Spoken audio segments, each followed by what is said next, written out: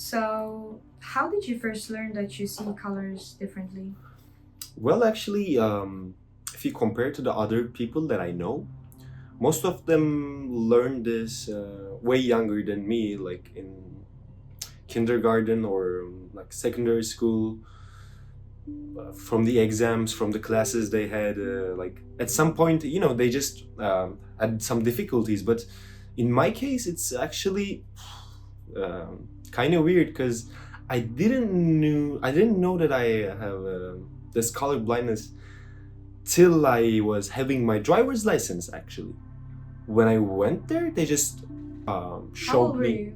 I was 18, right? 18. They showed me some shapes, and they asked me the numbers inside of them. So when I said, well, I don't see any numbers inside of them. Am I supposed to see some numbers? And they were like, sure. Yeah. And this is how I learned, actually. And then they showed me some cottons, like for me to divide the colors. I was able to get my license still, but that's the first time how I learned. Okay, I see. Yeah. And what colors do you find most difficult to distinguish? Well, actually, this is a quite wide spectrum for you guys who are not colorblind, but for me, most of the time it's red and green. It's really hard for me to make a difference between them. Like, yeah, red and green. Okay. And are there situations in which your color loss makes it difficult for you in your daily life? Well, actually, I never think about it till my teenager years, like when I was 18, after 18. Well, when I'm on the traffic, sometimes I know the line of the traffic lights, but sometimes if I'm too busy, if I'm not really focusing on the order, sometimes I can't see the traffic lights. Or when I'm just picking clothes, for example, at somewhere everybody says, "Let's wear all red for the New Year. This is Christmas. Let's all wear red." I can't kind of make the distinction between them. And also sometimes in shopping, also for me to pick the best fruits or veggies are not really easy because I don't really see the colors. Well, I adapted myself with the shades, but there there are some things, huh? Okay. And do you use any methods to get around the color problem? Like distinguishing things by shapes or something like that? How do you deal with that? Well, actually, if it's a singular color like a red, I can't really have a method or I can't really have a technique. But if the red and the green are in the same place, if I'm seeing them in the same time, I can ask for a person for me to tell them, and then I see the shade difference. So I can memorize this shade was green, this shade was red. But if you're gonna change the shades, it's still gonna be a problem for me. But for example, in traffic, I always try to look the order because I know that the one on the top is red, so it means for me to stop, and the one on the bottom it's green and it tells me to go. But sometimes they just place them vertically, and I can't really know. Of course, it starts from the left, but then it's giving me a little problem. Yeah, it's like this. Okay. So about emotions and some experiences maybe. Do you feel that deuteranopia affects your perception of art or nature or fashion? Well, actually, my world and your world is kind of different because I have my own color palette. So, okay, the art is created by artists for some reasons, of course, for some people in general, but in each art piece, our perception about art is different. So I find mine is also different. But still, a red for you is red, a shade for me is my shade that I like.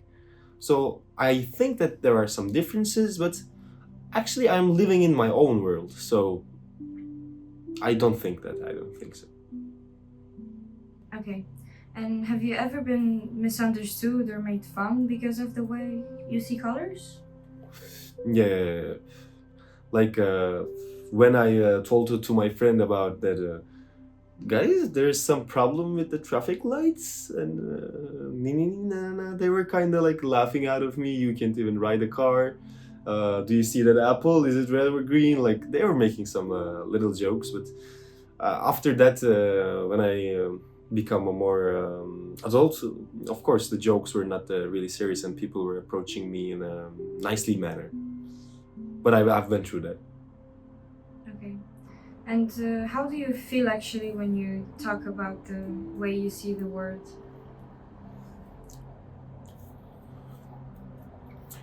Well, I don't really have a special feeling about it, but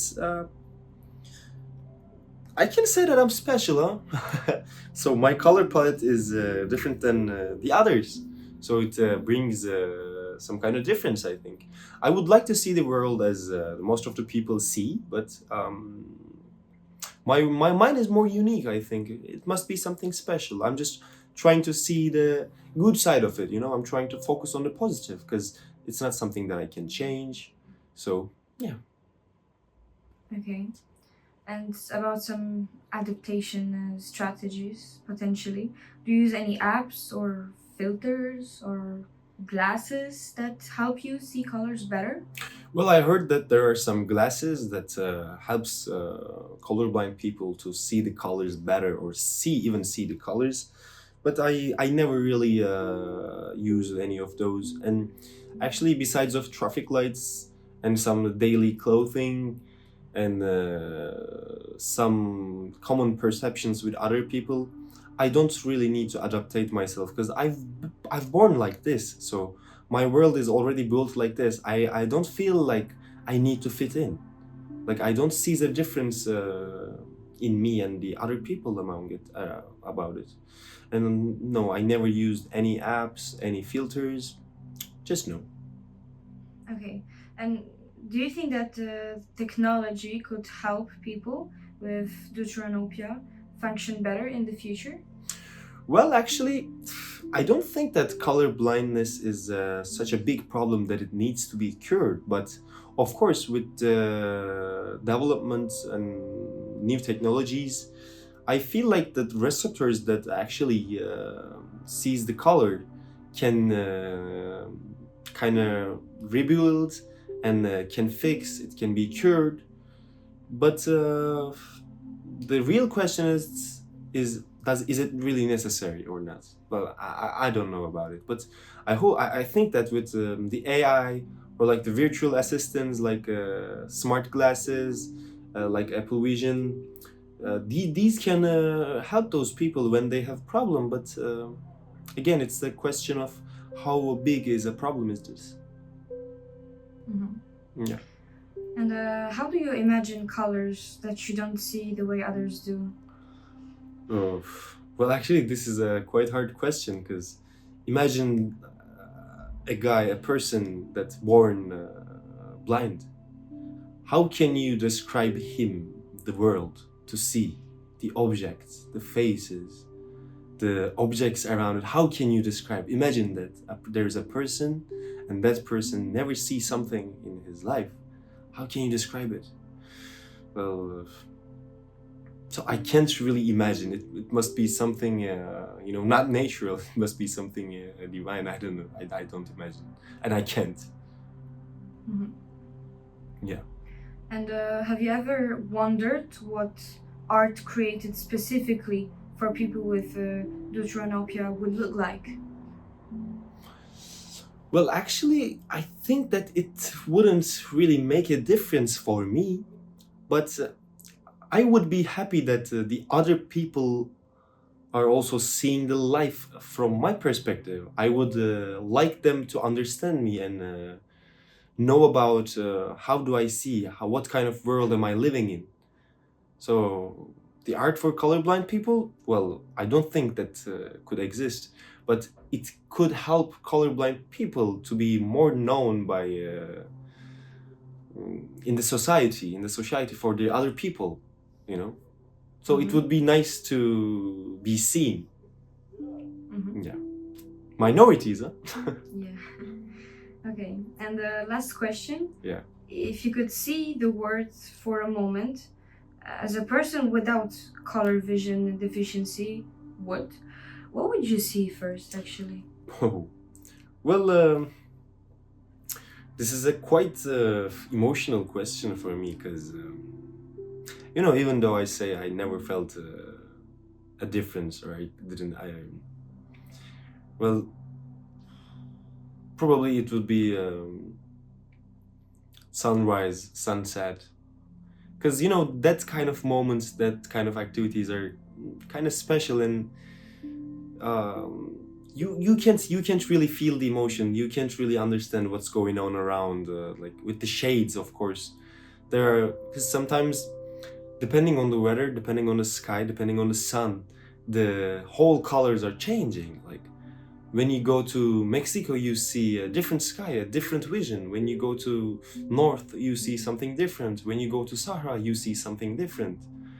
So maybe if I could see, like as a normal person, I would like to see sunsets, like sun, about things about sun. And imagine that I don't even see the color of the flag of my country.